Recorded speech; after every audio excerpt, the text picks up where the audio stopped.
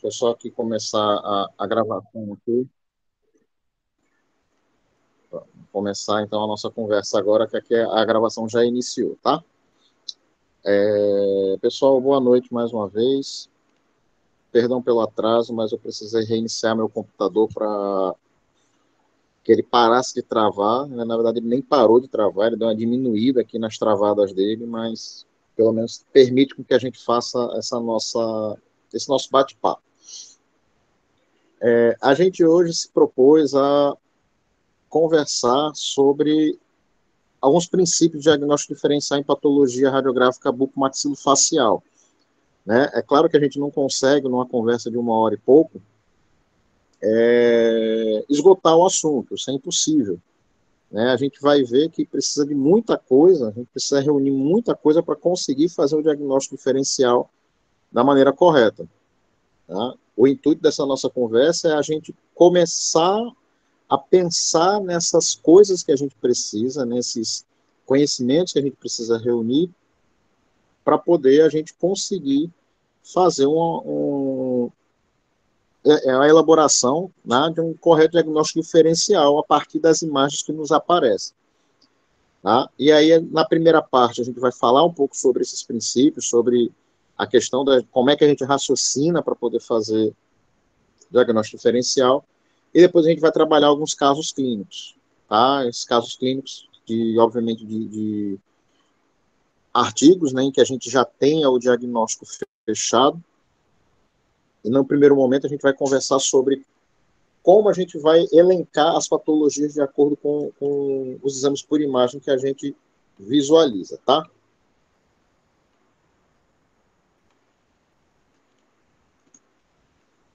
Então, esse artigo que eu trago para vocês, tá? Apesar de ser um artigo antigo, é um artigo de 2008, como vocês podem ver no canto inferior da tela, tá? É um artigo intitulado Importância do conhecimento da anatomia radiográfica para a interpretação de patologias ósseas. Esse artigo, ele traz lá no seu resumo o seguinte, para a gente poder entender. A base para a interpretação radiográfica, que passou sem querer, deixa eu retornar. A base para a interpretação radiográfica é o conhecimento anatômico ósseo da maxila e mandíbula. É necessário salientar que o que é normal e suas variações para reconhecer alguma patologia. A radiografia é uma projeção bidimensional originada pela superposição de estruturas tridimensionais alteradas em suas formas e dimensões. Diagnóstico diferencial entre imagens radiográficas de anatomia óssea normal e processos patológicos ósseos é feito baseado em conhecimentos prévios de dados radiográficos, os quais são assuntos do presente texto, né, do caso do artigo. As estruturas anatômicas de maxila e mandíbula destacadas são aquelas passíveis de confusão de diagnóstico diferencial. Então, o que esse artigo ele traz para a gente? Primeiro de tudo, e aí eu acho que é mais importante isso, tá, num primeiro momento, do que a gente sair sabendo fazer diagnóstico diferencial numa conversa como essa. Primeiro de tudo, o que o artigo traz, é a base para a interpretação radiográfica é o conhecimento anatômico ósseo de maxila e mandíbula.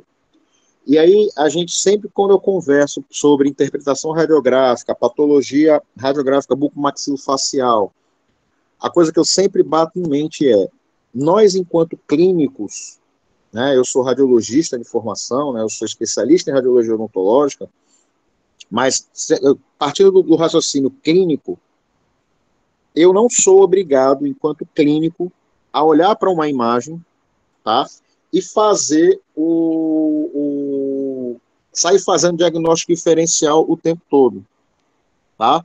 Mas eu, enquanto clínico, eu preciso saber o que é normal, o que é anatômico, para que, quando eu me deparar com uma imagem radiográfica e visualizá-la e perceber que existe algo diferente da normalidade, no mínimo eu detecte essa diferença. Tá? Isso é extremamente importante a gente, enquanto clínico, ter isso em mente. Tá? Eu não sou obrigado, enquanto clínico, olhar para aquela imagem e saber que aquilo é um ameloblastoma, que aquilo é um cisto residual, que aquilo é um cementoblastoma benigno. Enquanto clínico, eu não tenho essa obrigação. Agora, eu tenho a obrigação de olhar para a imagem e saber que aquilo ali não é normal. Se a gente entender esse primeiro objetivo dessa conversa da gente, eu já fico bastante satisfeito.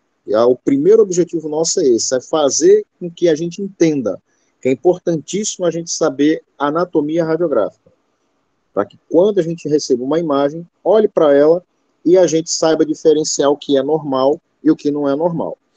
Tá? E aí, para eu fazer diagnóstico diferencial, além de anatomia radiográfica, é claro que eu preciso conhecer a técnica radiográfica que está sendo empregada, né, para eu conseguir fazer a interpretação da imagem, como também é necessário eu conhecer a patologia radiográfica, eu saber como as diversas patologias podem se apresentar, né, na imagem. Tá? Só para a gente poder começar a entender isso. Se eu sei que uma determinada patologia ela forma tecido ósseo ou forma tecido calcificado, por exemplo, ela dificilmente, né, para não dizer nunca, porque eu não uso nunca em biologia, né, nem sempre nem nunca eu uso em biologia, mas dificilmente, na grande maioria das vezes, uma patologia que forma tecido calcificado, ela vai se apresentar como uma imagem radiopaca. Né? Aquelas estruturas que são calcificadas, estruturas que tenham uma maior densidade, a gente sabe que elas vão se apresentar mais claras, radiopacas. Em contrapartida, patologias que fazem destruição óssea, que levam à perda óssea, que levam à deposição de tecido fibroso, a gente sabe que essas patologias elas vão diminuir a densidade da região. Então, dificilmente elas vão se apresentar radiopacas. Elas vão se apresentar para a gente o quê? Radiolúcidas. Então, isso já ajuda a gente a compreender o início do raciocínio para se fazer diagnóstico diferencial. Eu preciso saber como as patologias se comportam na imagem radiográfica, para que aí sim eu consiga relacionar as minhas hipóteses e excluir as outras que muito possivelmente não vão se tratar de ser aquela patologia que a gente está visualizando. Tá? Então, essas duas coisas a gente tem que sair entendidos dessa conversa. A importância do conhecimento de anatomia radiográfica e, para se fazer o diagnóstico diferencial, o mínimo de conhecimento sobre as patologias e como elas podem se comportar na imagem radiográfica. Então, por exemplo, quando a gente tem uma patologia, a gente vê uma patologia em um exame por imagem, eu preciso de uma série de informações dessa imagem que eu estou vendo, tá? Dessa patologia que eu estou vendo na radiografia. Que informações são essas? Qual é a localização dessa patologia? Né? Nós temos patologias que têm uma maior predileção por regiões posteriores. Existem outras que têm uma maior predileção por região anterior. Tem patologias que basicamente se apresentam em uma única região, como, por exemplo, o chamado cisto glóbulo maxilar, ele só ocorre entre o incisivo lateral superior e o canino superior.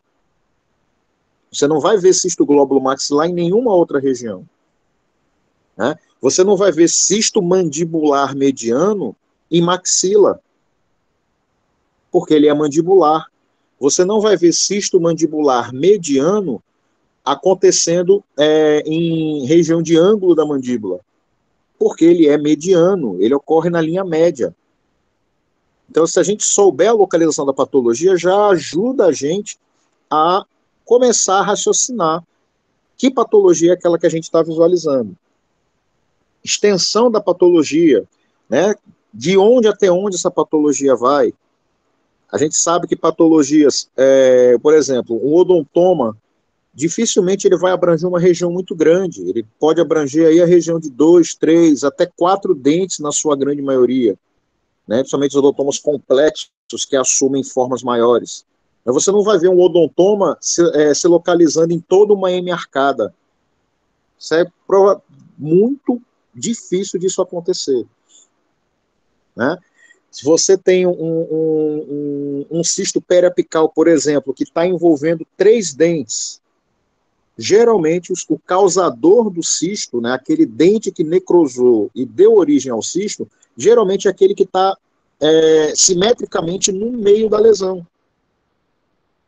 Então, se, por exemplo, eu tenho um cisto que está envolvendo, uma imagem radiolúcida que está envolvendo os dentes 22, 23 e 24, por exemplo, o 23, muito provavelmente, é o causador da patologia, porque o cisto tende a ser simétrico. Então, o dente que está no meio é aquele que provavelmente vai ser o causador. É claro que eu vou precisar fazer o teste de vitalidade em todos esses dentes. A gente vai conversar sobre isso. Mas é muito mais fácil que o dente do meio seja o causador do cisto. Quanto tempo de evolução? Né? Qual o tempo de evolução dessa patologia? Ela evoluiu rápida? Ela evoluiu mais lentamente? A gente sabe que lesões malignas, por exemplo, elas tendem a se desenvolver mais rapidamente do que lesões benignas. Qual a consistência dessa lesão? Né? Se a gente tem um aumento de volume, por exemplo, em corpo de mandíbula, e você aperta a lesão, ela tem uma consistência firme, mas ela cede, dificilmente essa lesão ela vai ter uma natureza óssea. Se você tem essa mesma lesão, um aumento de volume em mandíbula, você aperta, faz a palpação e ela tem a consistência óssea, então dificilmente isso vai ser uma lesão cística, que é uma lesão que tem uma consistência mais suave, né? O cisto ele tem uma consistência mais suave. É mais fácil isso ser uma osteomielite de Garré, que é a reação periosteal que acontece em forma de casca de cebola. É mais fácil que isso seja uma lesão tumoral. Tá? Então, são essas informações que vão ajudando a gente a tentar fechar aquele diagnóstico que a gente está visualizando na radiografia. Existe elemento dentário envolvido? E se tem elemento dentário envolvido, esse elemento está sendo deslocado ou se ele está sendo reabsorvido? Então, nós temos patologias que, quando envolvem dente, geralmente os cistos e tumores odontogênicos, pelo fato de eles serem odontogênicos, derivarem de epitélio que forma dente, é muito mais fácil eu ter um cisto ou um tumor odontogênico com um dente incluso associado do que um cisto ou um tumor não odontogênico tendo um dente incluso associado. Tá? Mesma coisa, existem patologias que preferencialmente fazem deslocamento dentário e existem patologias que fazem reabsorção dentária. Quando faz reabsorção, a gente precisa saber o padrão de reabsorção dentária, e isso a gente vai conversar daqui a pouquinho. A lesão é radiopaca ou radiolúcida? A gente conversou sobre isso ainda agora no início. Né? Existem lesões que formam tecido calcificado, que são as lesões radiopacas, e existem as lesões que formam,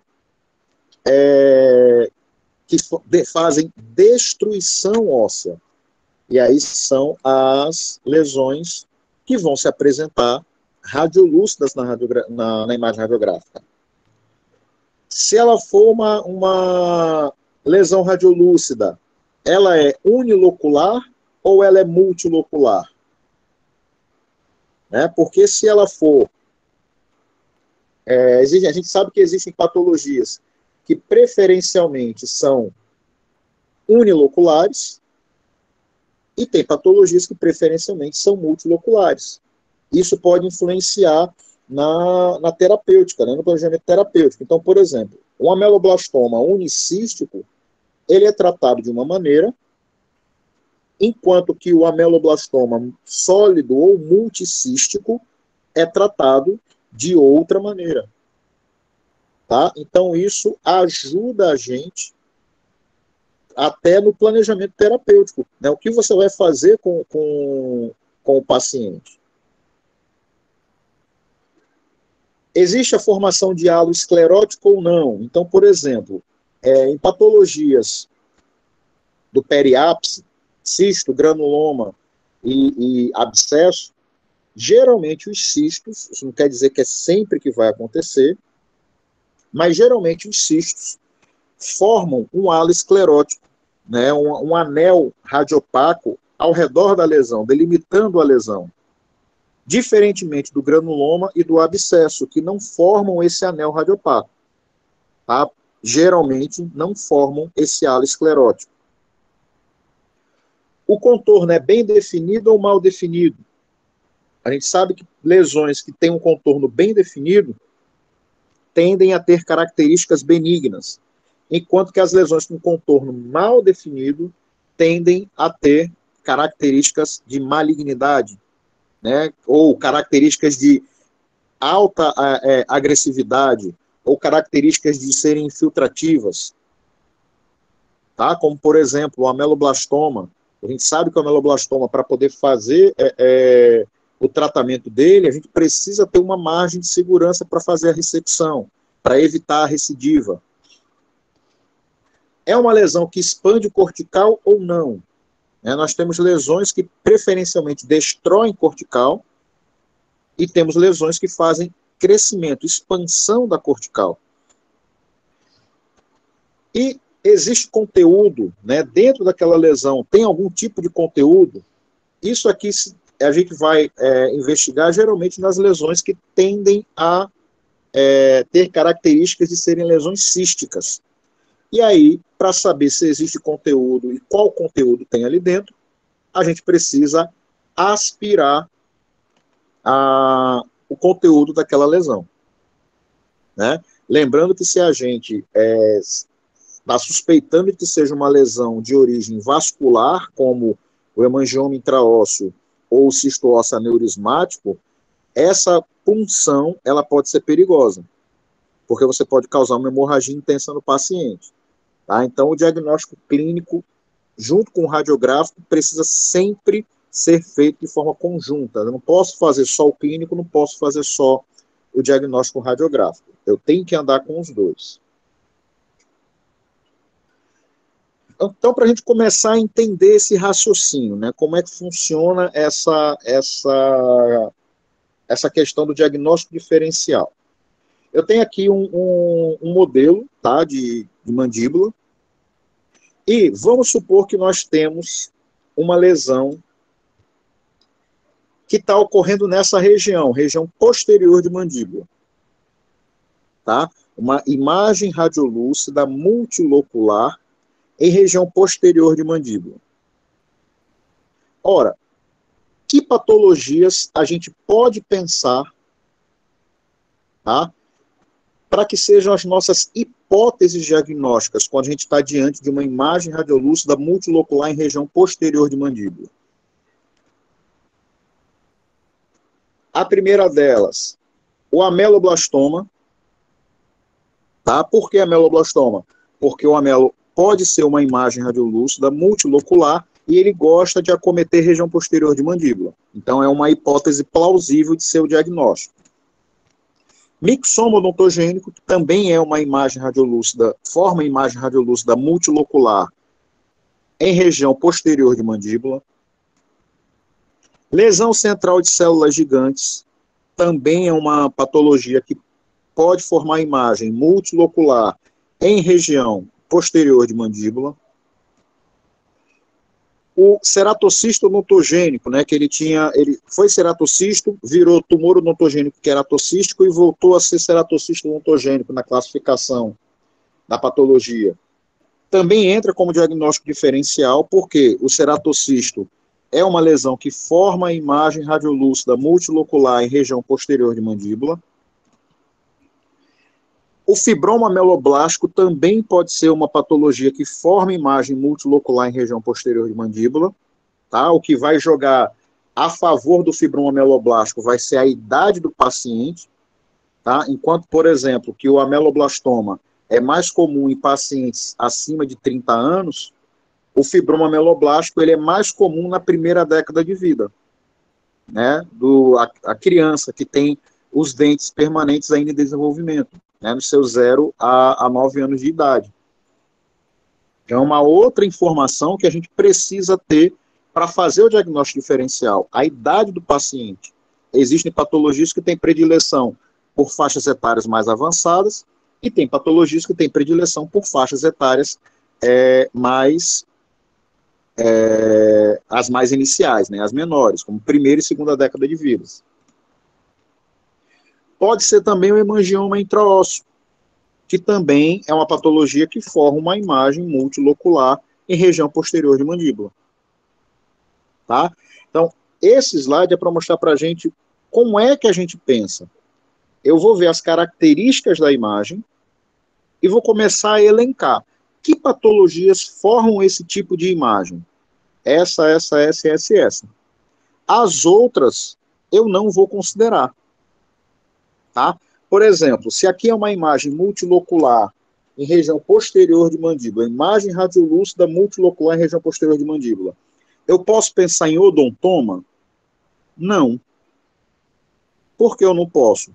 Porque a patologia é radiolúcida, o odontoma é radiopaco. Eu posso pensar em osteoma?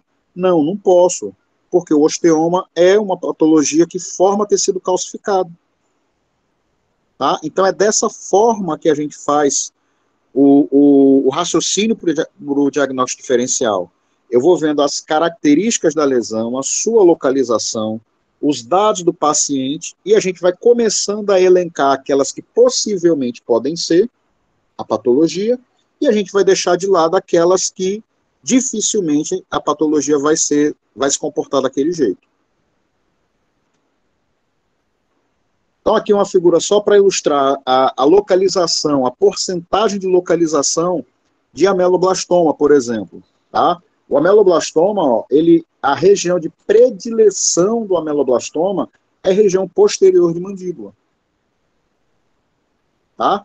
Então, se a gente vê uma imagem radiolúcida multilocular, por exemplo, em região de premolares superiores, apenas 1% das patologias que se apresentam dessa forma são ameloblastoma. Então, dificilmente eu vou pensar no ameloblastoma, eu vou pensar em outras que possam acometer essa região.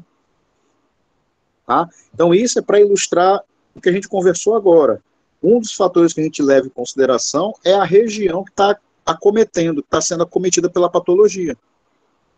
E aí eu vou começar a pensar quais patologias geralmente acometem aquela região que eu estou vendo na imagem. Tá? Então, o ameloblastoma, por exemplo, a gente vê, ó, região posterior de mandíbula, cerca de 2/3 do total de ameloblastomas acometem a região posterior de mandíbula. É a sua área preferida de apresentação. Então, aqui, ó, o que é importante, né, também a gente ver. A gente precisa descrever a patologia. Então, a gente está vendo uma imagem radiolúcida, multilocular, tá?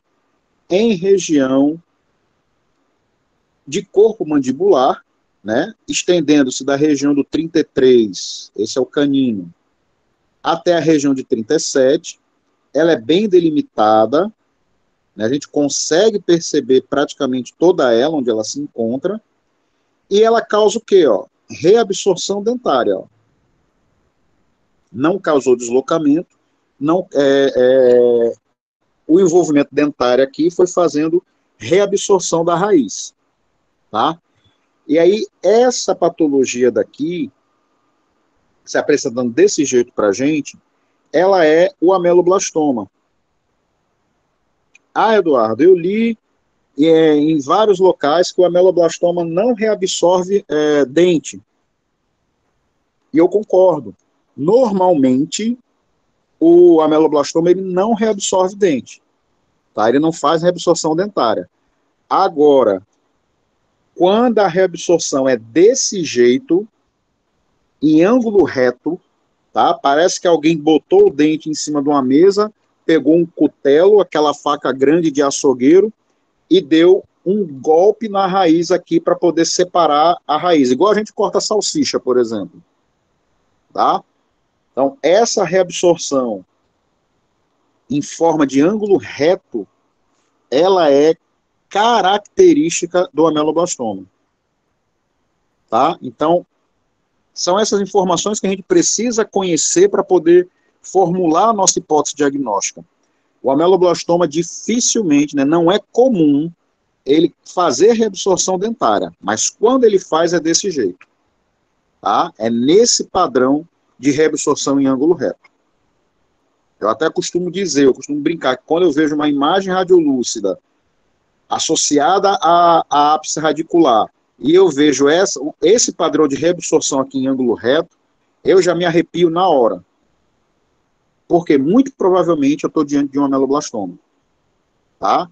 E por que eu me arrepio? Porque eu sei que o ameloblastoma é uma patologia que requer um tratamento radical. Tá? Então eu já sei que esse paciente aqui, ele vai sofrer uma mutilação grande, vai ter que perder basicamente de região retromolar até a região aqui de 32 ou 31, ou seja, fazer praticamente uma hemimandibulectomia para tratar esse ameloblastoma. Tá? Então por isso que quando eu vejo eu já me arrepio, porque eu tenho quase certeza que eu estou diante de um ameloblastoma. Quem vai me confirmar isso, obviamente, é o exame histopatológico. Já aqui, ó, a gente tem outra imagem radiolúcida, tá? Ela tem uma loja grande aqui, ó, enorme, mas também tem lojas para cá, em direção ao ramo da mandíbula. Então, imagem radiolúcida multilocular, tá? São várias lojas, então é multilocular. Em região posterior de mandíbula, e está causando, ó, deslocamento dentário. Nós temos dois elementos dentários aí que foram deslocados para fora de sua posição. Tá? Então, isso aqui pode ser, como é uma imagem radiolúcida multilocular em região posterior de mandíbula, a gente já tem que pensar imediatamente em 4 possibilidades. Ameloblastoma, ceratocisto odontogênico, lesão central de células gigantes e o mixoma. Tá? O que jogaria contra o mixoma nessa imagem?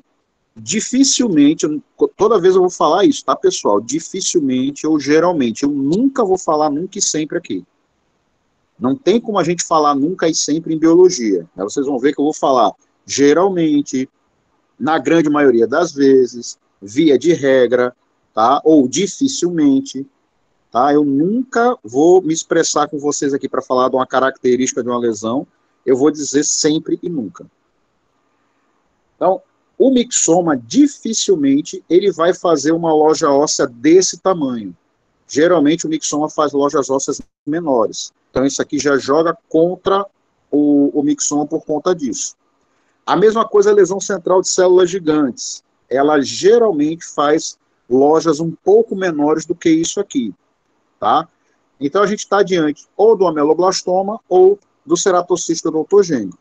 E aí, o histopatológico dessa lesão deu ceratocisto odontogênico. Tá? Mas nas minhas hipóteses diagnósticas, eu colocaria esses 4, por ser uma imagem radiolúcida em região posterior de mandíbula. Amelo, ceratocisto, mixoma e a lesão central de células gigantes. Aqui a gente está diante de outra lesão, ó, unilocular, tá? Em região de corpo mandibular, ó, mais ou menos daqui da região do 41, chegando aqui na linha média, até a região do 46, e vejam que ela tem o que a gente chama de aspecto festonado, porque ela está contornando as raízes dos elementos dentários, tá? Olhando essa imagem desse jeito, com essas características, a gente poderia supor, né, entraria no nosso diagnóstico diferencial aqui, o cisto ósseo traumático, né? Porque é uma imagem radiolúcida unilocular que contorna as raízes dos dentes, fazendo um aspecto festonado. Tá? Mas o histopatológico daqui deu que era granuloma central de células gigantes. Então vejam o porquê que eu não falo nunca e sempre nas patologias. Tá?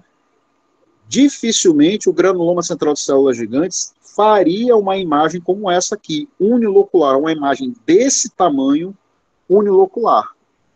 Tá? Isso é muito difícil dele fazer.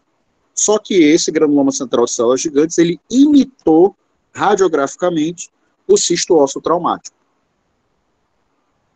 Tá? Então, por isso que é importantíssimo, você está diante de uma patologia, tem que fazer o histopatológico. Você não pode parar no diagnóstico radiográfico, no diagnóstico de exame por imagem. Você tem que fazer o histopatológico para poder ver na lâmina que patologia é aquela. Tá? Nunca parar no diagnóstico por imagem. Quando a gente faz as hipóteses diagnósticas, observando uma imagem radiográfica ou uma imagem tomográfica, é hipótese. Tá? A gente não está fechando o diagnóstico, é uma hipótese. Quem vai confirmar é o exame clínico junto com o exame por imagem e o exame histopatológico. Sem a gente ter essa tríade formada, fatalmente, a gente vai errar o diagnóstico. Tá? Então, não pensem que a gente vai fazer diagnóstico com radiografia somente, tá? Ou com radiografia e exame clínico somente.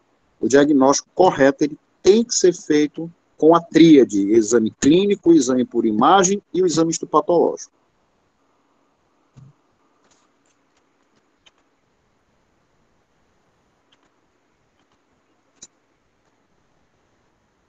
Aqui, ó, nós temos uma imagem radiolúcida, tá, associada ao ápice de um elemento dentário.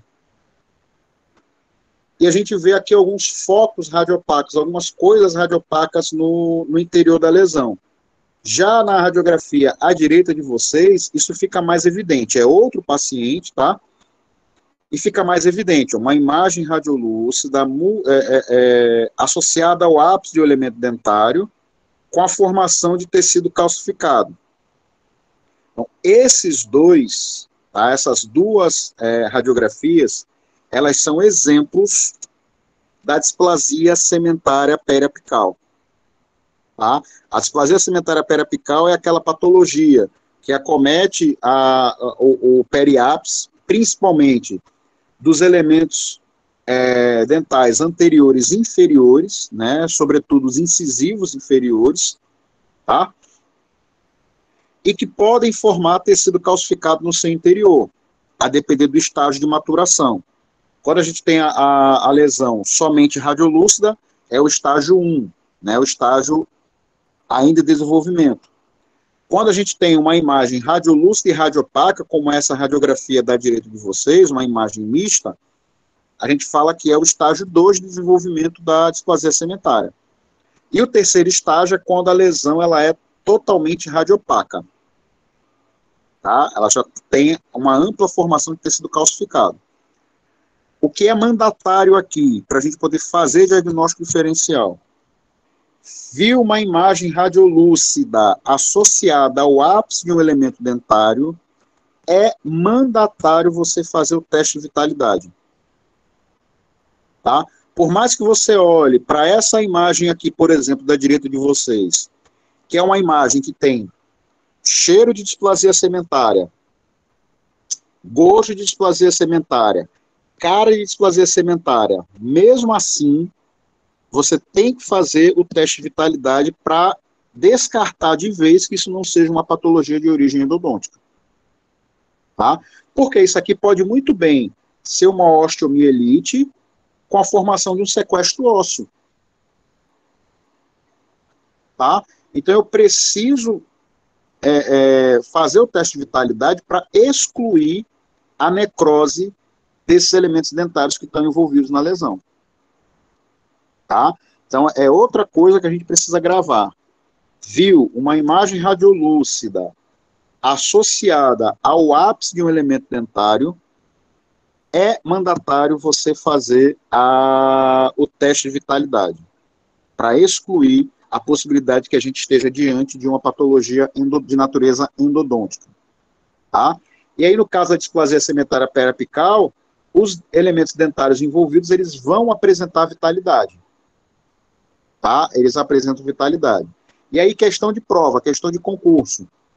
O que caracteriza a displasia cementária periapical? Paciente do sexo feminino, por volta ou acima dos 40 anos de idade, negra, né, mulheres negras acima de 40 anos, com imagem radiolúcida associada ao periápice de dentes anteriores e inferiores, e quando se faz o teste de vitalidade, os dentes apresentam vitalidade pulpar. Então, essa é a descrição clássica da displasia segmentária periapical. Ok? Já aqui, ó, a gente está vendo o 85, o 84, e na região do 83 a gente está vendo isso aqui, ó. Que parece o quê? Parece um saquinho de dentes, né? Então a gente está diante do odontoma composto. Tá? Então aqui, como a gente está vendo diversas imagens radiopacas que lembram microdentes, a gente está diante do odontoma composto. Tá? Diferentemente do odontoma complexo, que é aquela patologia que forma uma imagem radiopaca amorfa. Né? A gente não tem essa distinção de pequenas estruturas dentárias, é uma massa radiopaca única, tá? Em que você tem esmalte, semente, dentina sendo produzidos sem uma organização. E essa outra aqui, ó, imagem radiolúcida na região da fóvea submandibular, abaixo do canal mandibular, ó, o canal mandibular está passando aqui, né? E a gente tem ela abaixo do canal mandibular, próximo à base da mandíbula. E aí, o que vocês colocariam como sendo essa patologia? Digam aí para mim agora. Essa é uma das mais simples, das mais fáceis de diagnosticar.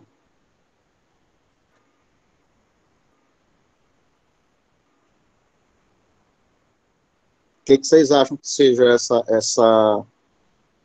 essa imagem radiolúcida aqui na região posterior de mandíbula, né, próxima a ângulo, próxima à base da mandíbula e abaixo do canal mandibular? Alguém chuta?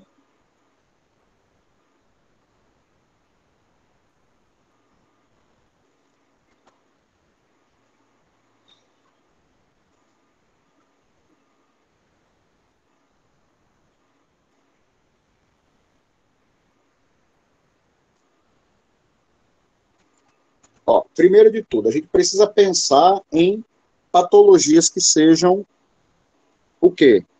Radiolúcidas e que acometam região posterior de mandíbula, tá? Então seria plausível a gente pensar que isso aqui fosse um ameloblastoma unicístico por essas características, sim, né? O ameloblastoma gosta de acometer, como a gente viu lá, região posterior de mandíbula. Poderia ser nesse pensamento, poderia ser um ameloblastoma unicístico? Poderia. Poderia ser um cisto residual, por exemplo. A gente lembra que cisto residual é o quê? Uma imagem radiolúcida próxima à região do alvéolo onde tinha um dente que tinha um cisto periapical. Tá? Por que eu não posso pensar em cisto residual? Porque ele está muito longe, deixa a seta aparecer para mim, ele está muito longe da região periapical do dente 48. Ó. 48 está aqui, né? Se ele estaria aqui. Então, se isso aqui fosse um cisto residual, era para ele estar um pouco mais para cima. E não está. Eu poderia pensar em ceratocisto odontogênico, se a gente for pensar que o ceratocisto pode ser uma lesão unilocular, né? Nem sempre é unilocular, mas ele pode ser unilocular, acometendo região posterior de mandíbula, ok, seria plausível. Só que essa localização aqui, se a seta aparecer de novo para mim, essa localização aqui, tá? Próxima ao ângulo, próxima à base da mandíbula, em fóvea submandibular, abaixo do canal mandibular, essa localização ela é muito característica de uma patologia chamada defeito ósseo de Stafford. O que é esse defeito ósseo de Stafford? ele, na verdade, não é um cisto, ele é um pseudocisto, tá? Por quê? É um adelgaçamento da cortical lingual da mandíbula, tá? A gente está aqui diante de uma tomografia computadorizada, um corte transaxial, tá? Aqui é vestibular e aqui é a lingual. E aqui ó, a gente está vendo que a cortical lingual, ela vem. Quando chega aqui, ela ela afina, ela é reabsorvida. E por que ela é reabsorvida? Porque nessa região, nós temos a glândula submandibular alojada na região da fóvea submandibular. Só que essa glândula submandibular, ela pode fazer uma pressão sobre a cortical lingual da mandíbula. E aí a gente tem que lembrar de patologia óssea. Osso pressionado, né, da fisiopatologia óssea. Osso tracionado, ele neoforma. Osso pressionado, ele reabsorve. Então, se a glândula submandibular ela está pressionando a cortical lingual da mandíbula, ela vai fazer o quê? Uma reabsorção óssea. Ora, se está reabsorvendo o osso aqui, a densidade dessa região vai diminuir. E aí, com a densidade dessa região diminuindo, o que acontece? Nos dá uma imagem radiolúcida. Tá? Então, o defeito ósseo de Staffen, ele gosta de acometer essa região da fóvea submandibular, né, abaixo do canal mandibular, ficando próximo à base, às vezes até reabsorve a base, e próxima à região de ângulo da mandíbula, porque é aqui que a glândula submandibular se aloja. E aí, como ela pode fazer essa pressão sobre a cortical lingual da mandíbula, acaba formando uma imagem radiolúcida por diminuição da densidade, tá? Por adelgaçamento ósseo. Ok? Já aqui, ó, nós temos, de novo, uma imagem radiolúcida unilocular, tá? Em que ela contorna as raízes dentárias. Ó. E aí a gente já começa a pensar, vendo essa imagem radiolúcida em corpo de mandíbula, da região do 43 até a região do 47, apresentando esse aspecto festonado, já tem que vir para a gente o pensamento de que possa ser o cisto ósseo traumático. Tá? O que precisa ser feito aqui para a gente poder começar a confirmar o cisto ósseo traumático é você fazer a punção da região. No cisto ósseo traumático, a gente pode não puncionar nada, tá? Pode não vir nada, a cavidade pode estar completamente oca, como também pode vir conteúdo sanguinolento. Tá? A gente pode aspirar conteúdo sanguinolento dessa região. Porque o que é o cisto ósseo traumático? A pessoa, principalmente o paciente jovem, ele sofre um trauma, uma pancada na região de corpo da mandíbula, e aí forma-se um hematoma dentro do osso. Você tem uma hemorragia intraóssea acontecendo. E aí essa hemorragia faz com que o osso alveolar, né, aquele osso trabecular, ele vá sendo reabsorvido. Por isso que forma uma imagem radiolúcida. Tá? Então aqui, fez a aspiração do conteúdo sanguinolento, abriu-se a cavidade, a loja óssea, e aqui está seco, está oco. Então, essas características de ser uma imagem radiolúcida, unilocular, contornando as raízes dos elementos dentários, em que você fez a punção e obteve conteúdo sanguinolento, abriu a cavidade e caiu dentro de um espaço vazio, tem um conteúdo oco aí, né, uma cavidade oca, isso tudo leva ao nosso diagnóstico de cisto ósseo traumático. Tá? E aqui é só uma radiografia no pós-operatório, né, no acompanhamento após a cirurgia, mostrando que há neoformação óssea. Tá? O osso está neoformando aqui. Antes era radiolúcido, agora está ficando radiopaco. Então isso quer dizer que o osso está cicatrizando. Tá? Então, isso tudo nos caracteriza que essa lesão é um cisto ósseo simples ou cisto ósseo traumático.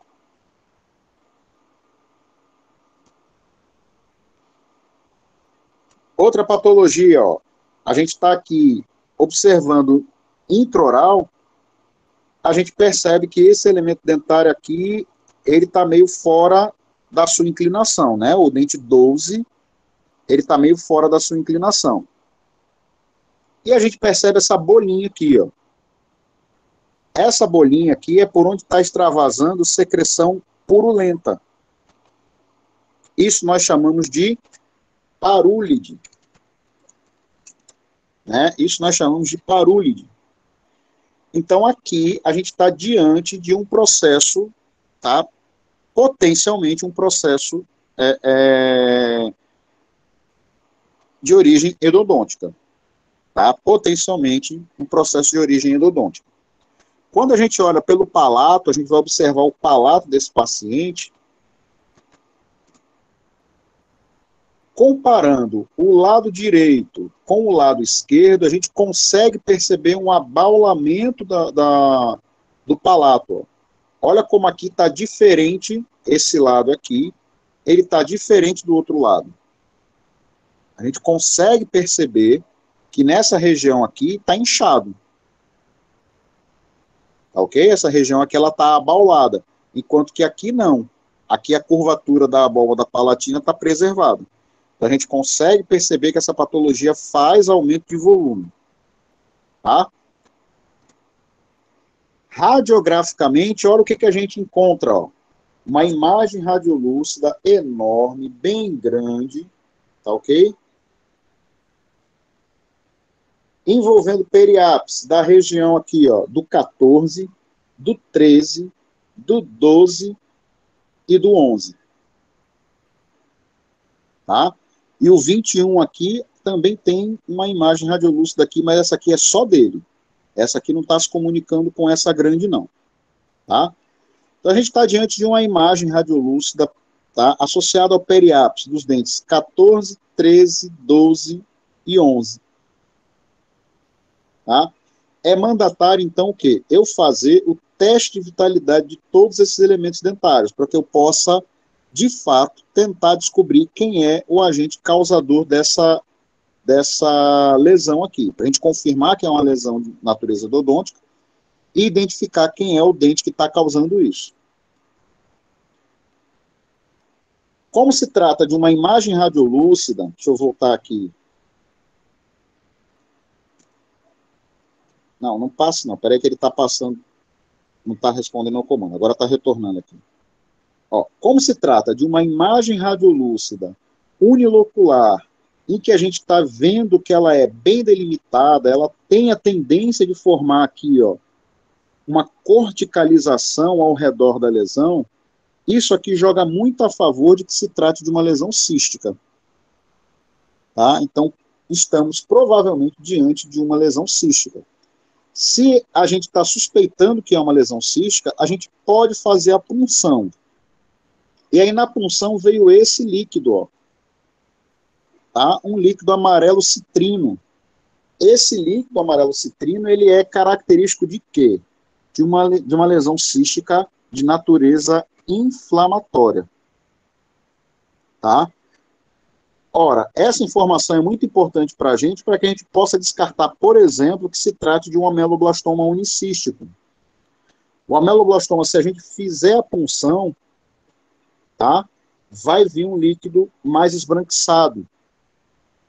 Se fosse um ceratocisto odontogênico, viria um líquido mais esbranquiçado, em cor de palha, e mais espesso, que é a característica da ceratina, que é formada no interior do ceratocisto odontogênico. Então, essa informação é que a punção vai trazer para a gente. Qual é o conteúdo no interior daquela patologia? Né? Se tem conteúdo e se tiver conteúdo. Qual é o conteúdo? Para que a gente possa estabelecer se é algo de natureza inflamatória, se é algo de natureza hematogênica, como a gente viu o cisto ósseo traumático, se é algo de natureza tumoral, no caso do ameloblastoma. Tá? Isso é o que vai trazer para a gente essas informações, que são importantíssimas para a gente poder fazer o diagnóstico, a gente tentar fechar o diagnóstico. Ora, uma vez visto que se tratava de um cisto, tá, por conta desse líquido que veio, que é esse líquido amarelo citrino, qual foi a opção de tratamento aqui? Foi colocado um dreno, tá, para que o resto de conteúdo que tenha dentro dessa cavidade cística permaneça drenando e diminua a pressão no interior do cisto, tá, para que ele possa diminuir de tamanho. Alguém lembra o nome desse tipo de tratamento?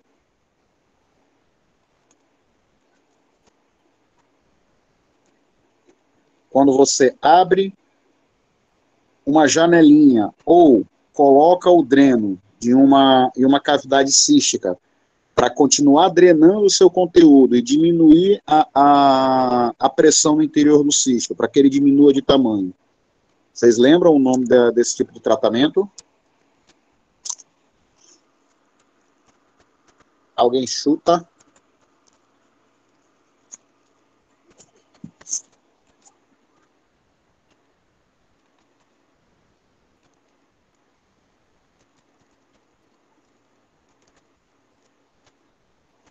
Quando a gente abre um orifício em uma lesão cística, em que a intenção é drenar o conteúdo cístico para diminuir a pressão dessa lesão e que ela pare de crescer e comece a formar osso ao seu redor e diminuir o seu tamanho, a gente está diante de um tratamento chamado marsupialização.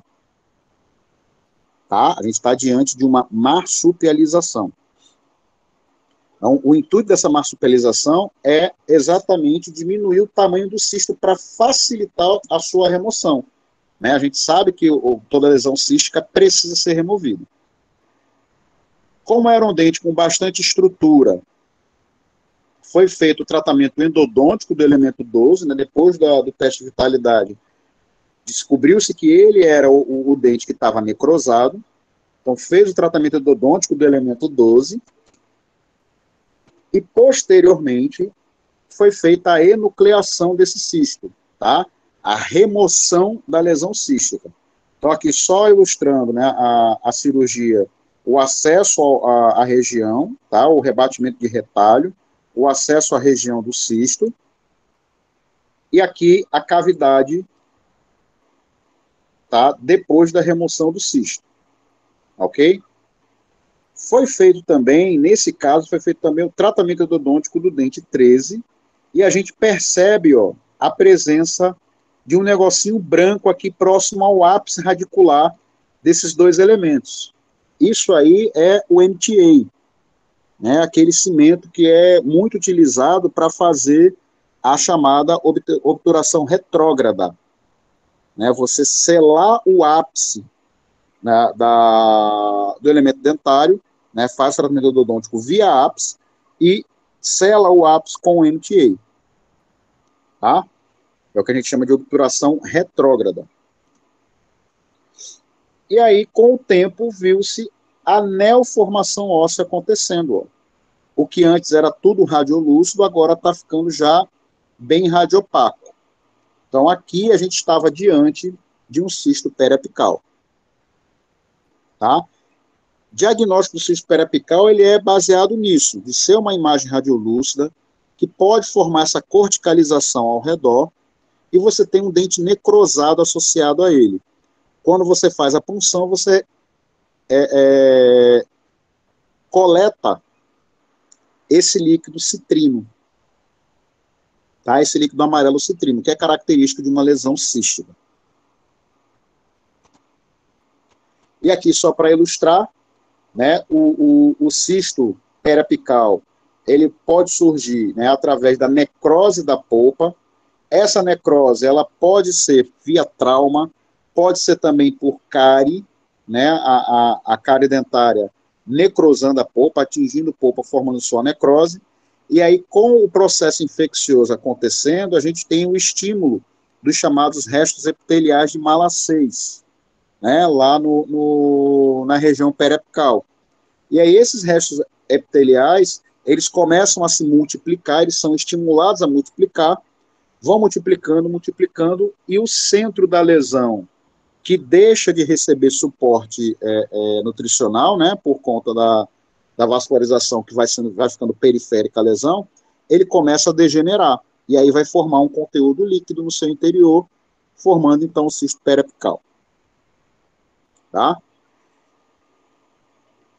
Lembrar que se a gente remover esse elemento dentário, mas não remover o cisto ele deixa de se chamar periapical e passa a se chamar cisto residual. Tá? E o cisto residual, ele cresce sozinho, ele não precisa de dente necrosado ali perto dele, associado a ele, para ele crescer. O cisto é de natureza inflamatória, então o seu interior é mais concentrado, tá, do que o seu meio externo. Logo, vai ficar entrando água, vai ficar entrando líquido para dentro do cisto. Ok? Então, ele cresce por osmose. Tá? Por isso que é importante você fazer a remoção de um cisto periapical e, obviamente, é importantíssimo você fazer o exame radiográfico previamente a uma exodontia. Lembrar sempre, se você tem uma imagem radiolúcida associada ao periápice de um elemento dentário, é mandatório você fazer o teste de vitalidade. Tá? O mais corriqueiro do teste de vitalidade é você utilizar o teste térmico. Né? Existem alguns sprays no mercado em que você tem o spray de nitrogênio líquido, você direciona esse spray para uma bolinha de algodão, congela a bolinha de algodão e encosta na superfície do dente que você quer verificar se ele está necrosado ou não. Se o dente não responder, né, o paciente disser que não sente nada, é porque o dente está necrosado. Se ele disser que sente dor, você tira o algodão de perto e a dor imediatamente para, você está diante de um dente vital, né, um dente sem nenhuma alteração pulpar. Se você colocar esse algodão, né, sobre o dente e o paciente relata que tem dor, você tira e a dor permanece, ela demora a parar, né, demora a cessar essa sensação de dor, você está fatalmente diante de um elemento dentário com um processo de pulpite, que aí, a depender das características, a gente não vai entrar nesse quesito, é mais para ilustrar essas diferenças, mas, a depender das características dessa dor, você pode estar diante ou de uma pulpite reversível ou de uma pulpite irreversível.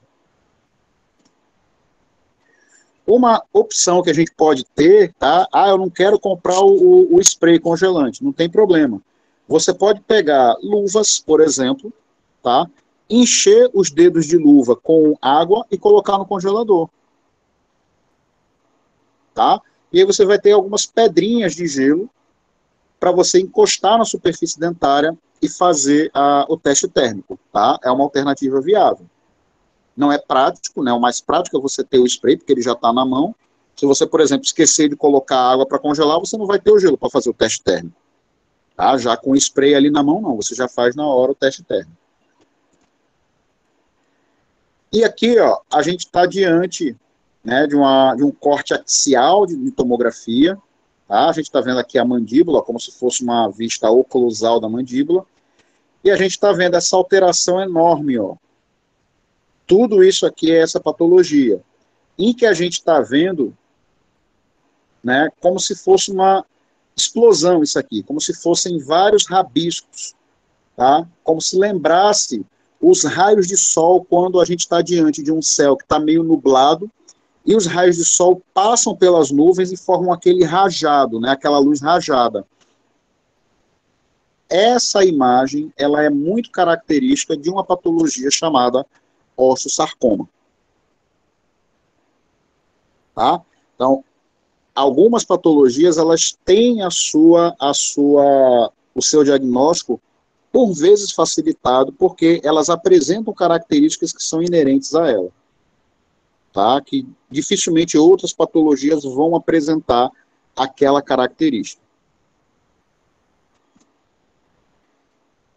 E aí, para a gente fechar essa nossa primeira parte, tá? para a gente poder visualizar os casos clínicos, a gente fecha com esse conceito, né, de quem já pagou radiologia, já teve disciplina de radiologia, já teve a disciplina de patologia bucomaxilofacial, deve ter escutado falar, ou em alguma palestra, deve ter escutado falar essa nomenclatura, imagem patognomônica.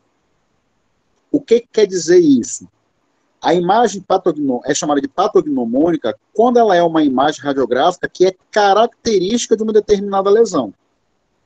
Tá? Então, por exemplo, o osteosarcoma, né, que ele apresenta esse aspecto de raios de sol. O cistoglóbulo maxilar, que é uma imagem radiolúcida em forma de pera, a gente vai até ver essa imagem daqui a pouquinho, uma imagem radiolúcida em forma de pera invertida entre os incisivos lateral e canino superiores, né? Ou seja, é uma imagem que praticamente define aquela patologia, tá? Mas, será que realmente a gente tem imagem patognomônica? Será que quando a gente sempre bater o olho naquela imagem radiográfica, a gente vai sempre pensar que é, e fechar o diagnóstico, que é aquela patologia? Eu trouxe aqui algumas imagens para a gente ver, tá? Como o artigo de onde eu tirei ele não tinha uma boa resolução, as imagens acabam ficando um pouquinho ruins de ver. Dá para ver, mas não, obviamente, não com uma boa qualidade de visualização. Então, por exemplo, a gente está aqui diante de uma imagem radiolúcida, tá, unilocular, que entrecorta as raízes dentárias, formando aquele aspecto festonado que nós conversamos ainda há pouco. E isso é característico de quem? De cisto ósseo traumático.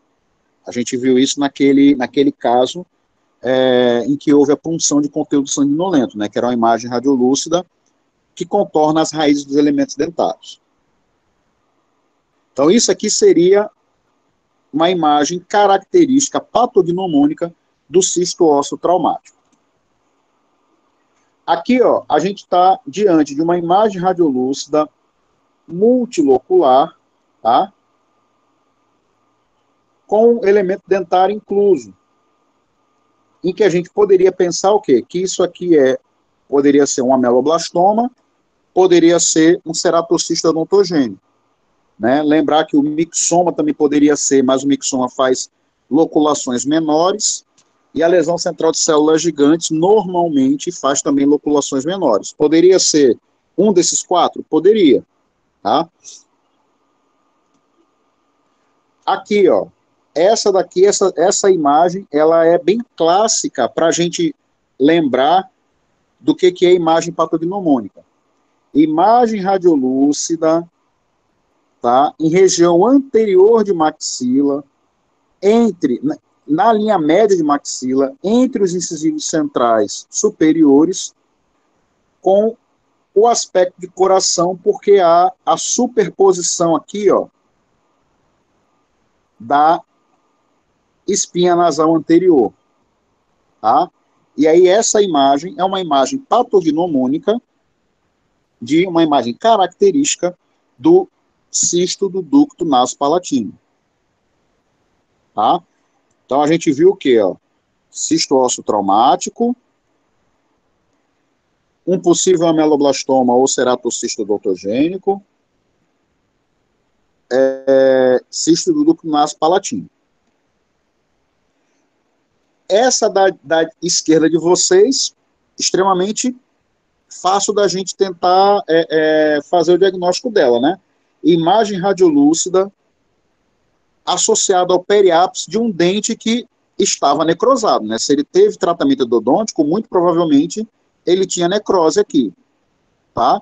Então isso aqui a gente já vai pensar de cara que é um cisto periapical, tá? Imagem radiolúcida com halo esclerótico associada ao ápice de um dente com necrose pulpar ou tratado endodonticamente, a gente vai pensar que seja um cisto periapical.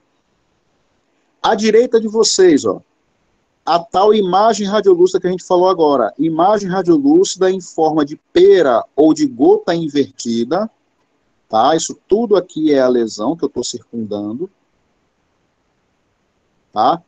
Entre o incisivo lateral e o canino superiores, causando a separação desses dois dentes, tá? Então, isso aqui é característico do cisto glóbulo maxilar. Então, a gente estaria diante dessas imagens que poderiam ser até classificadas como patognomônicas. Só que quando foi feito o histopatológico dessas lesões, olha o que o histopatológico mostrou. Cavidade cística, tá? Com o epitélio de revestimento corrugado, ó, vê que ele não é reto, né, ele é todo corrugado, e a presença de ceratina no seu interior, com esses pontinhos pretos, que são núcleos celulares. A gente chama isso, então, de quando a ceratina, ou queratina, tanto faz, ela apresenta célula no seu interior, a gente chama isso de paraceratina. Tá? Então, aqui, ó, a gente está diante de uma cavidade cística com epitélio corrugado e um conteúdo de paraceratina no seu interior. Essas lesões que a gente viu agora, na verdade, são ceratocistos odontogênicos. Nós estivemos diante de ceratocisto imitando cisto ósseo traumático, nós estivemos diante de ceratocisto imitando cisto do ducto nasopalatino, nós estivemos diante de um ceratocisto imitando um cisto periapical. Tá? Então, por isso que eu digo a vocês, o diagnóstico a gente só consegue efetivamente fechar se a gente fizer a tríade exame clínico, exame radiográfico e exame histopatológico. Se a gente não fizer isso, a gente vai incorrer em erro. Tá? A gente vai incorrer em erro.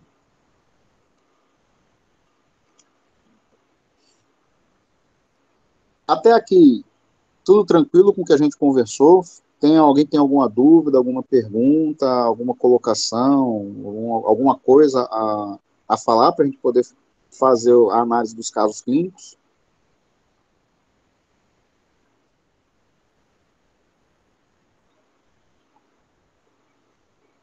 Se alguém tiver alguma dúvida ou pergunta, alguma coisa, é só jogar aqui no chat, tá? Ou se quiser, abre o microfone para a gente poder conversar, tá? Vocês fiquem à vontade com relação a isso.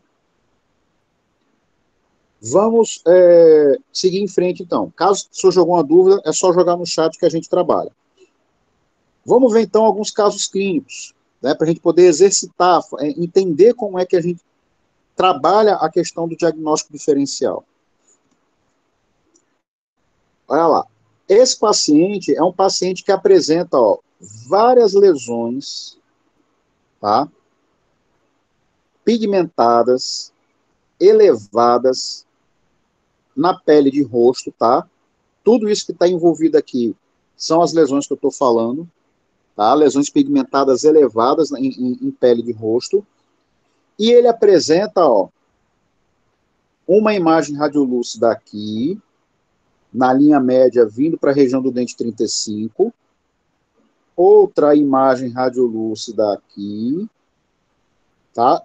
E uma imagem radiolúcida bem grande, vindo desde a região aqui de mais ou menos o 46 até corpo de mandíbula, processo condilar, ou cabeça da mandíbula, e vindo aqui para o ramo, tá? Então, a gente está diante, tá, de algumas lesões radiolúcidas em região de mandíbula. E o paciente apresenta essas lesões aqui em pele. Essas lesões são carcinomas nevoides basocelulares. E o histopatológico dessas lesões que nós vimos agora foi isso aqui, ó. Epitélio corrugado, o epitélio um pouco corrugado, não tanto quanto que a gente viu ainda agora.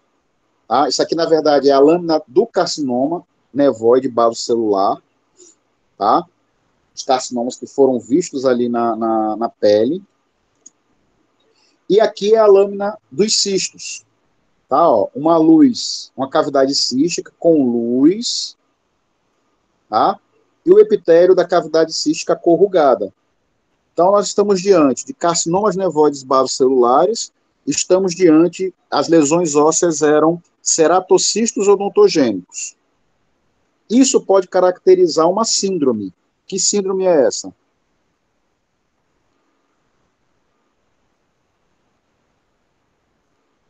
Qual é a síndrome em que o paciente apresenta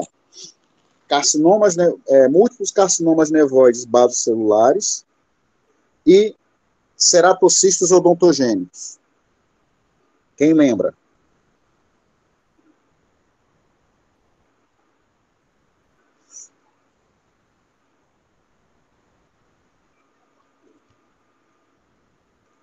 Alguém chuta?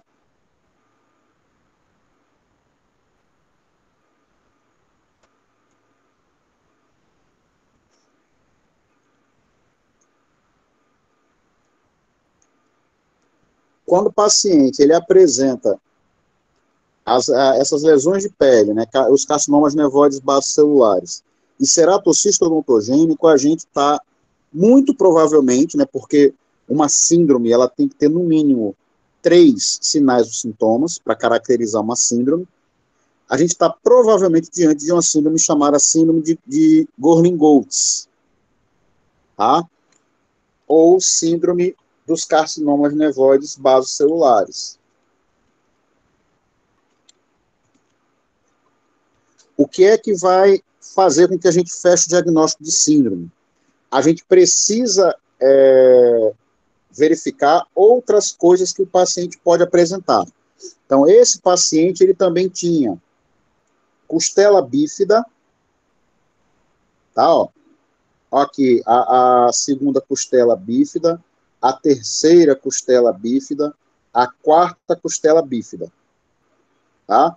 E também ele tinha aqui, ó, calcificação da foice do cérebro. Então, quando o paciente apresenta carcinomas nevoides basocelulares, ceratocistos odontogênicos, costelas bífidas, calcificação de foice de cérebro, a gente está diante da síndrome de Gorlin-Goltz. Tá? Isso fecha, isso caracteriza a síndrome de Gorlin-Goltz. Então, como é que a gente vai fazer o diagnóstico diferencial aqui? Eu preciso pensar não somente na patologia em si, que era o ceratocisto odontogênico. Eu preciso ver se aquilo está associado a uma síndrome. Tá? Então, eu preciso investigar isso do paciente. Se eu tenho alguma coisa que possa levar, né, a possibilidade daquilo ser uma síndrome, eu preciso investigar para fechar esse diagnóstico. Porque uma coisa é você tratar a patologia, outra coisa é você tratar a síndrome que o paciente tem. Tá? E aí deixa de ser um tratamento pura e simplesmente do cirurgião bucomaxilofacial e passa a ser um tratamento interdisciplinar. Outro paciente, ó, apresenta aumento de volume, ó, em base de mandíbula. A gente está vendo aqui tanto desse lado, tá, como desse outro lado. Então, dos dois lados, a gente observa esse aumento de volume em mandíbula. Quando você faz a radiografia panorâmica, a gente observa isso aqui, ó, a presença de vários osteomas, tá? Se vocês olharem as setas brancas, vocês vão perceber a presença, essas setas brancas menores aqui, magrinhas, vocês vão perceber a presença de dentes supranumerários, tá? E essas regiões aqui de crescimento ósseo são osteomas, e como é mais de um osteoma, a gente chama isso de osteomas múltiplos. Então, se o paciente tem osteomas múltiplos, dentes supranumerários, eu não posso pensar pura e simplesmente só no osteoma e não posso pensar pura e simplesmente nos dentes supranumerários. Eu preciso saber se esse paciente é portador também de uma síndrome, tá? Que também ela é muito famosa, digamos assim, dentro da patologia bucomaxilofacial. Investigando esse paciente, a gente observa a presença dessas elevações em pele, que são cistos dermoides. Então, ó, o paciente tem osteomas múltiplos, cistos dermoides, dente supranumerário, eu já posso começar a pensar em uma síndrome chamada síndrome de Gardner. Podemos lançar mão de um outro exame para avaliar esse paciente, que é a colonoscopia desse paciente. E aí, na colonoscopia, observa-se que ele tem pólipos intestinais, né, a chamada polipose intestinal. Então, ó, osteomas múltiplos, dentes supranumerários, cistos dermoides, polipose intestinal. Essas características, elas são pertinentes a uma síndrome chamada... Sim, aqui só para, antes de finalizar isso, aqui é a lâmina dos osteomas, tá? Só para confirmar que aqueles crescimentos ósseos são osteomas, tá? Você tem um osso compacto, né? Como ele está bem corado aqui, ó, é um osso compacto, um osso denso, tá? Sem formar aquele osso lamelar que a gente observa no osso normal, tá? Então, isso aqui é um osso cortical, né, um osso denso, mas ele não forma as lamelas que a gente vê, as lamelas ósseas. Então, aqui a gente está diante de uma patologia, de uma síndrome chamada síndrome de Gardner. Tá? Então, o que caracteriza a síndrome de Gardner? Osteomas múltiplos, cistos dermoides, polipose intestinal, e o paciente pode apresentar dentes supranumerários. Ok? Então, essas informações todas levam a gente a fazer o diagnóstico diferencial de síndrome de Gardner e não de outra síndrome qualquer. Tá? Então, isso é fazer diagnóstico diferencial, é você pegar as informações clínicas, de exame por imagem, por vezes de exame laboratorial, seja o histopatológico, seja exame hematológico, que a gente vai falar de um caso daqui a pouquinho. Tem que pegar essas informações e trabalhar com elas. Você vai excluindo as patologias que podem apresentar essas características e vai incluindo as patologias que podem ter essas características que estão se desenhando para a gente. Isso é fazer diagnóstico diferencial, tá? Aqui, ó, imagem radiolúcida, ó, em região posterior de mandíbula, tá? Que pode ser o ceratocisto odontogênico, pode ser o ameloblastoma, tá? Dificilmente seria uma lesão central de células gigantes, porque geralmente a lesão central de células gigantes ela é multilocular. Dificilmente seria o mixoma, porque o mixoma odontogênico geralmente é multilocular. Então, aqui, por enquanto, a gente poderia ficar com essas duas hipóteses. O ceratocisto odontogênico, né, porque ele está se expandindo aqui para a região de ramo, e o ameloblastoma unicístico. Como toda lesão que se preze, ela precisa ser submetida à punção, se você acha que é uma lesão cística, e ao histopatológico. Então, na punção, ó, já veio esse conteúdo, é um conteúdo um pouco mais espesso, tá? De dentro da lesão cística.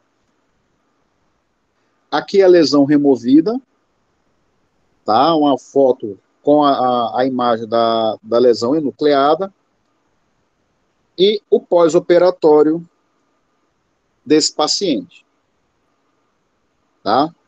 Mostrando aqui que houve ossificação na região, tá? Que antes era desse jeito aqui, e agora a gente está diante dessa imagem aqui ossificada. Então, isso vai caracterizar para a gente o quê? Um cisto residual, tá? Aqui, a gente, trabalhando somente com a imagem, fica faltando um dado importante a gente saber. Esse paciente, ele relata, isso não foi de propósito, mas esse paciente relata, tá, o artigo diz isso, que ele relata que houve a remoção de elemento dentário nessa região. e o elemento dentário que estava com a cárie muito grande. Então, muito provavelmente, essa cárie necrosou esse elemento dentário e formou um cisto. Esse cisto periapical não foi removido, né, não foi visualizado na radiografia, ou não foi removido no momento da exodontia, e ele cresceu sozinho. Tá? Então, a gente estava diante de um cisto residual. Aqui, só para lembrar, né, relembrar o que é o cisto residual, né, a gente teria um elemento dentário aqui com comprometimento pulpar, ele formou o cisto, e aí fez a exodontia desse elemento, mas não removeu a lesão cística. Tá? E aí, com isso, esse cisto agora começa a crescer sozinho, né, que ele vai crescendo por osmose. Então, isso é o que caracteriza o cisto residual. Né, o cisto que é formado onde antes tinha um elemento dentário com comprometimento pulpar. Aqui, olhando para esse paciente, ó, a gente consegue perceber que existe alguma coisa de estranho nele, né? A gente consegue perceber aqui que tem o lábio está um pouquinho para cá, aparentemente há um aumento de volume, né, nessa região aqui de malar do paciente, tá? Só que quando a gente olha direitinho, o problema do paciente nem é maxila. Olha a mandíbula dele, o que está acontecendo. Então, aquela assimetria facial, ela está sendo causada não por um problema na maxila, e sim por um problema na mandíbula dele. Tá? Então, por isso que a gente precisa trabalhar não só com o exame clínico, mas também com o exame radiográfico. Ele vai complementar o nosso exame clínico. E olha só, foi feita a tomografia desse paciente, né? Quando a gente olha para essa imagem aqui, a gente já começa a pensar em uma hiperplasia condilar. Né? O paciente pode estar tendo aqui, desenvolvendo uma hiperplasia condilar e fazendo crescimento da mandíbula desse lado. Só que, na tomografia de crânio, olha o que foi visto. Isso aqui era para ser a região da díploide, né? A região do osso esponjoso, tá? Das corticais do crânio, tanto aqui como desse lado. E olha como, na verdade, o que a gente está vendo aqui, ó? A gente está vendo uma alteração no padrão trabecular aqui. A gente está observando a presença de osso displásico nessa região. Tanto na calota craniana aqui do lado direito do paciente, como do lado esquerdo do paciente. E aí, quando faz o histopatológico desse paciente, o histopatológico ele mostra isso aqui para a gente, ó. A presença de traves ósseas, tá? Esse mais rosinha aqui é deposição de tecido ósseo, porém é um tecido ósseo desorganizado e lembra, não quero dizer que é igual, lembra os caracteres da escrita chinesa. Tá? Então, esse padrão do histopatológico de deposição de tecido ósseo desorganizado, lembrando a escrita chinesa, ele é característico de uma patologia chamada displasia fibrosa poliostótica. Tá? Essa deposição de osso displásico em vários ossos, a gente chama de displasia fibrosa poliostótica. E quando a gente está diante do diagnóstico de displasia fibrosa poliostótica, eu não posso parar no diagnóstico histopatológico. Por quê? Porque nós temos algumas síndromes que são relacionadas, elas apresentam como característica da síndrome a presença da displasia fibrosa poliostótica. Tá?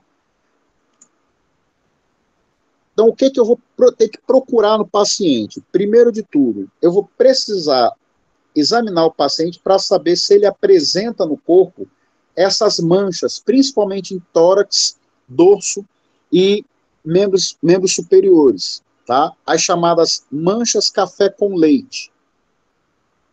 que a gente está vendo aqui, aqui é outro paciente, mas é só para ilustrar o nosso raciocínio, tá? Estou diante de uma displasia fibrosa poliostótica, eu preciso observar isso no paciente. Então, eu preciso saber se o paciente tem essas manchas café com leite no corpo. Se o paciente apresenta essas manchas café com leite juntamente com a displasia fibrosa poliostótica, eu estou diante da síndrome de Jaffe-Lichtenstein. Tá? Então, a síndrome de Jaffe-Lichtenstein, ela é caracterizada por displasia fibrosa poliostótica e manchas café com leite na pele, principalmente pele de tórax, dorso e membros superiores. Ora, não posso também parar por aqui. Eu preciso saber se esse paciente ele tem alterações endócrinas, como, por exemplo, histórico de puberdade precoce. Então, aqui a gente está vendo uma foto de uma menininha, ela aqui tem, se não me engano, em torno de 6, 7 anos, e olha como ela já tem formação de caracteres sexuais secundários. Ó. Ela já tem deposição de tecido mamário. Então, ela tem o quê? Puberdade precoce. Tá? Ela tem alterações hormonais. Então, se o paciente tiver displasia fibrosa poliostótica, manchas café com leite e a puberdade precoce ou alterações hormonais, principalmente dos hormônios sexuais, a gente já vai estar diante de outra síndrome, tá? É a chamada síndrome de McCune-Albright. Então, mais uma vez, a gente está vendo um exemplo que a gente não pode parar no exame radiográfico e não pode parar no resultado do exame histopatológico, porque a gente está diante de uma patologia que pode fazer parte de uma síndrome. E eu tenho que investigar mais desse paciente para a gente saber se é um paciente realmente sindrômico ou não. Ok? Esse artigo é um artigo antigo, eu não recordo exatamente o ano, não lembro se é 2004 ou 2005, mas ele é um artigo bem antigo. Só que eu gosto desse artigo porque ele traz para a gente um sequenciamento de raciocínio que precisa ser feito, que a gente consegue ilustrar bem a questão do diagnóstico diferencial. Tá? A gente está diante de um paciente do sexo masculino, com 8 anos de idade, ou seja, uma criança, primeira década de vida, uma tumefação aqui, ó, do lado esquerdo, com histórico de crescimento lento e consistência endurecida. Tá? Se a gente olhar para isso aqui, sem palpar, eu posso pensar que isso aqui seria um abscesso odontogênico, né? Um abscesso endodôntico. Concordam comigo? Se alguém discordar, pode colocar aí no chat que discorda, tá? Eu não sou dono da verdade, não. Eu estou só fazendo aqui, tentando ilustrar o nosso raciocínio com relação à patologia, tá? Se alguém pensar que por que poderia ser um abscesso, vocês podem colocar aí, questionar a qualquer momento.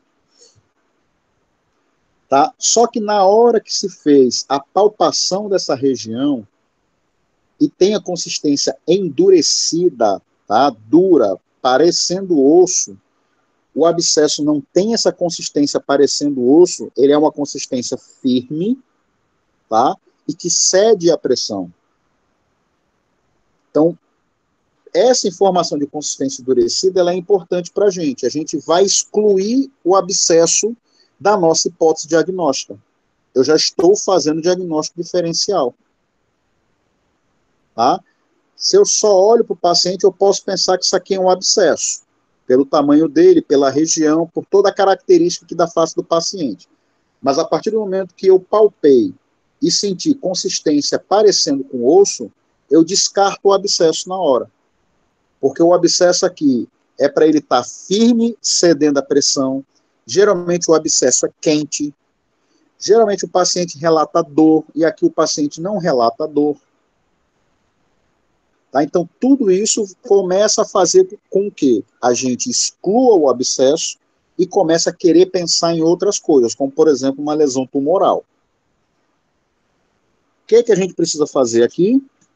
Exame por imagem desse paciente. Então, foi feita uma radiografia panorâmica em que a gente observa, ó, uma imagem radiolúcida multilocular, deixa a seta aparecer melhor aqui para mim, agora apareceu, multilocular, ó, tem uma lojinha aqui, uma lojinha aqui, uma loja aqui, outra aqui, ou seja, várias lojas ósseas.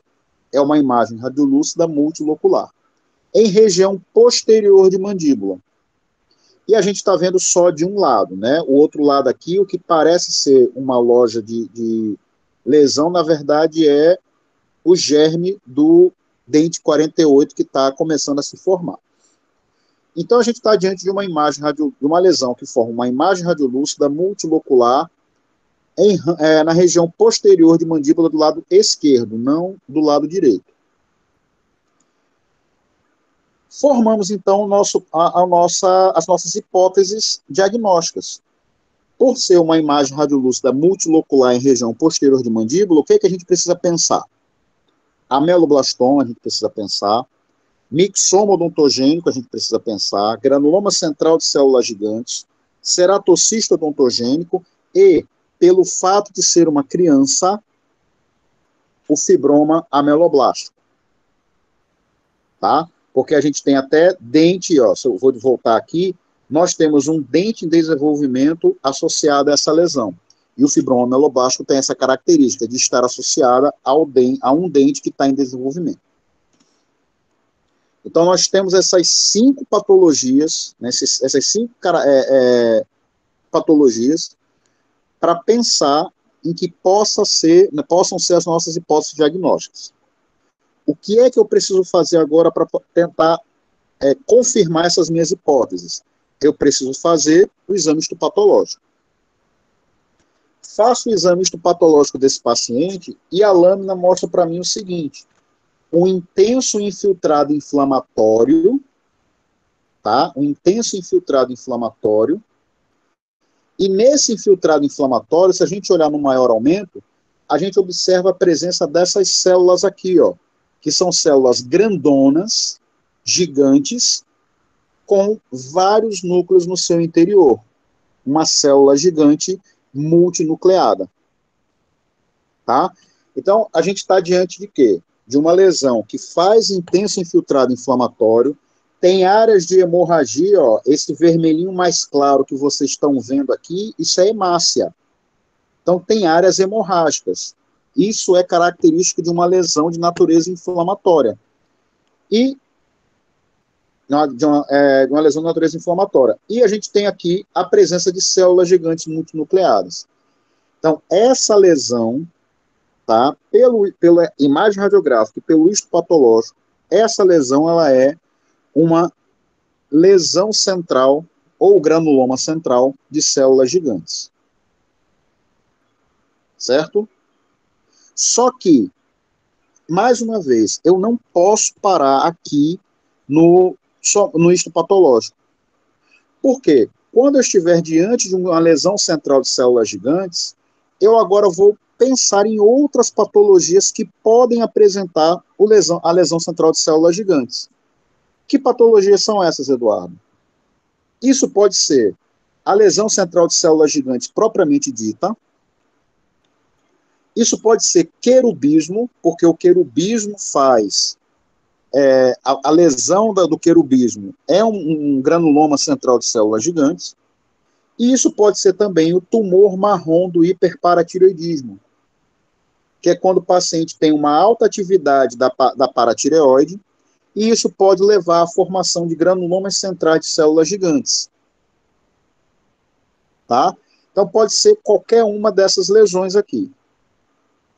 O querubismo, normalmente, ele é bilateral, embora na literatura existam alguns relatos, tá, de que se o paciente tem uma lesão central de células gigantes e na avaliação da árvore genealógica dele, tiveram pessoas parentes dele que também apresentaram essa lesão, mesmo sendo unilateral, alguns autores afirmam que isso pode ser chamado de querubismo, mesmo sendo unilateral, pelo aspecto de transmissão familiar, né, pelo aspecto de hereditariedade. Só que desse paciente, quando foi feita a anamnese, relatou que ninguém nunca tinha tido esse problema. Ele era o primeiro a apresentar. Tá? Então, não há aspecto familiar na história, o querubismo sai do nosso pensamento. Tá? Como não tem aspecto familiar, o querubismo deixa de ser hipótese. A gente só fica, então, entre o granuloma central de células gigantes e o tumor marrom do hiperparatireoidismo. O que é que vai me dizer se é lesão central de células gigantes propriamente dita ou se é o tumor marrom do hiperparatireoidismo? Eu preciso avaliar a atividade da paratireoide. E como é que eu vou avaliar a atividade da paratireoide? Solicitando o exame específico, que é a avaliação de paratormônio. Eu vou solicitar a dosagem sérica de paratormônio desse paciente, que é o principal hormônio da glândula paratireoide. Quando fez a dosagem de paratormônio desse paciente, olha o que aconteceu. O paciente teve um resultado de 138 picogramas por ml de sangue, de plasma, enquanto que o normal era de 10 a 65 picogramas. Então, isso mostra para a gente o quê? Que a paratireoide desse paciente está com atividade aumentada. Estamos diante de um quadro de hiperparatireoidismo. Logo, essa lesão central de células gigantes que nós vimos nesse menino se trata do tumor marrom do hiperparatireoidismo. Então, eu gosto desse caso por isso. Olha como ele vai tendo reviravoltas no nosso pensamento, né, na nossa elaboração de hipóteses diagnósticas de acordo com as informações que nós vamos tendo. Tivemos o aspecto clínico radiográfico, formulamos as hipóteses diagnósticas. Quando chegou o histopatológico de lesão central de células gigantes, não pôde parar aí. Teve que se investigar se essa lesão de células gigantes é uma lesão isolada ou se ela é derivada de alguma outra patologia. E aí se viu que, na verdade, esse paciente tem hiperparatireoidismo. Ele não vai ser tratado somente pela lesão central de células gigantes. Ele precisa de tratamento multidisciplinar. Ele vai precisar do tratamento com endocrinologista. No mínimo, um tratamento com endocrinologista. Aqui um outro caso, para ilustrar o seguinte: quando a gente estiver diante de parúlides, eu posso fazer o que a gente chama de radiografia de rastreamento. O que é essa radiografia de rastreamento? Eu vou colocar um cone de gutapercha, tá, via parúlide, até ele travar. Travou, eu faço a radiografia. E aí esse cone de gutapercha, ele vai mostrar para mim de onde essa parúlide está vindo. Então, ó, tinha uma parúlide aqui, entre o 11 e o 12. Eu não tenho como saber clinicamente de qual dos dois essa parúlide está vindo. Eu coloco aqui o cone de gutapercha até ele travar, fiz a radiografia e vi que essa parúlide, mais próxima do 11, ela está vindo, na verdade, do elemento 11, ó, lá da lesão periapical do elemento 11. Eu tenho aqui uma parúlide que está vindo entre o 12 e o 13. Eu posso rastrear, né, colocar aqui um cone de gutapercha até ele travar, para saber de onde essa parúlide está vindo. E aí, quando foi colocado o cone de gutapercha, ó, ele parou na lesão apical do dente 12. Então, essas duas parúlides têm origem conhecida. É o dente 11 uma e o dente 12 outra. Tá? É claro que, pelo fato de nós termos uma imagem radiolúcida associada ao ápice de um dente, tem que se fazer o teste de vitalidade. Tá? Mas isso aqui ajuda a gente, essa radiografia de rastreamento, ajuda a gente no diagnóstico de que dente, de onde está vindo essa parúlide. Até para que a gente possa fazer a ressecção do trajeto fistuloso, se for necessário. E o último caso que eu queria mostrar para vocês é o seguinte, ó. Essa paciente, tá, segundo o artigo, ela foi para um serviço de odontológico se queixando de de um incômodo no dente 35, deixa a seta aparecer para mim, de um incômodo no dente 35, e foi visto que ele tinha uma imagem radiolúcida periapical, tá? Ora, o que foi feito nesse dente? Acesso e instrumentação para fazer tratamento endodôntico, tá? Só que, quando foi feita a radiografia oclusal dessa paciente, isso em outro momento, olha o que tá aparecendo aqui, ó. Se a gente prestar atenção, tem vários rajadinhos radiopacos aqui, ó, como se fosse um cabelinho, um cabelo espetado, né? Um cabelo que está... o paciente está com o cabelo bem espetadinho, bem levantado, bem arrepiado. Isso aqui é aquele aspecto de raios de sol que a gente falou lá no início. Então, esse paciente, ele tem um osteosarcoma. Isso aqui, eu trago esse caso para vocês aqui pelo seguinte, a literatura coloca isso para a gente. O osteosarcoma, nos seus estágios iniciais, quando ele acomete a região próxima de um elemento dentário, ele pode mimetizar, ele pode imitar uma lesão apical ou um espessamento de ligamento periodontal. E aí, qual foi o problema dessa paciente aqui? No momento que foi feita a instrumentação desse elemento dentário, isso foi suficiente para exacerbar o desenvolvimento desse osteosarcoma. Então, essa paciente, tá, desenvolveu o osteosarcoma, em 8 meses ela ficou desse jeito e ela veio a óbito. O que eu quero mostrar com isso? Se a gente não fizer um correto diagnóstico, se não fizer o teste de vitalidade desse elemento dentário, se não colher a história clínica dessa paciente, se a gente não olhar a radiografia com cuidado, se a gente não palpar a paciente, se a gente não tocar o paciente e não fizer tudo o que tem que ser feito de exame clínico, de anamnese, nós vamos cair em erro. Tá? A gente vai cair em erro.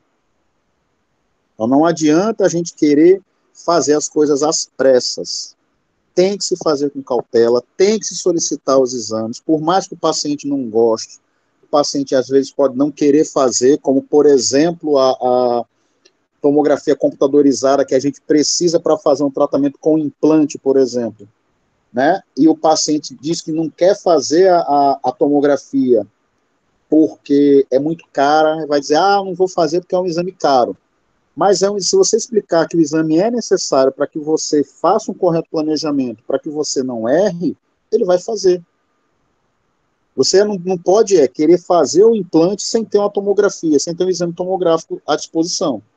Senão você vai correr o risco de errar. E é um risco grande, não é um risco pequeno. Tá? Então a gente precisa lançar a mão das armas que nós temos para poder fazer o correto diagnóstico diferencial.